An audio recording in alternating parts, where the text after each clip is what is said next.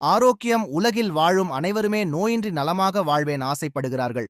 நோயற்ற வாழ்வே குறைவற்ற செல்வம் என்பது அவ்வை மூதாட்டி அவரின் அருள்வாக்கு எத்தனை வசதி படைத்தாலும் நல்ல ஆரோக்கியமான உடல்நிலை பெற்றால் மட்டுமே அந்த செல்வத்தை அனுபவிக்க முடியும்.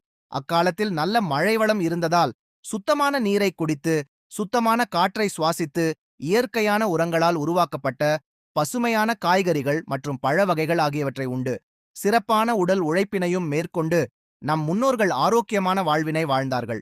பெருகி வரும் மக்கள் தொகையாலும் தொழில் வளர்ச்சியாலும் செயற்கை உரங்களை போட்டு விரைவில் விளைகின்ற உணவுப் பொருட்களை உற்பத்தி செய்வதுடன் துரித உணவகங்களும் பெருகிவிட்டதால் மனிதர்கள் பலவிதமான ஆரோக்கிய பாதிப்புகளுக்கு ஆளாக நேருகிறது.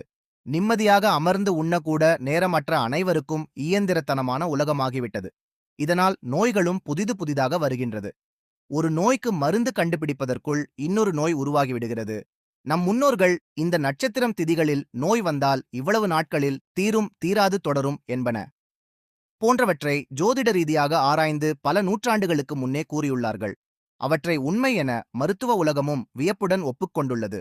அக்காலத்தில் நாடியினை பிடித்து பார்த்தே நோயினை சொன்ன சித்தர்கள் வாழ்ந்த நாடு நம் நாடு. இன்றும் வெளிநாடுகளில் நம் மருத்துவர்கள் புகழ்கொடியை நாட்டுகிறார்கள். நன்றி, வணக்கம். மு. சந்திரசேகரன், நூலகர், ஓய்வு, கடலூர்.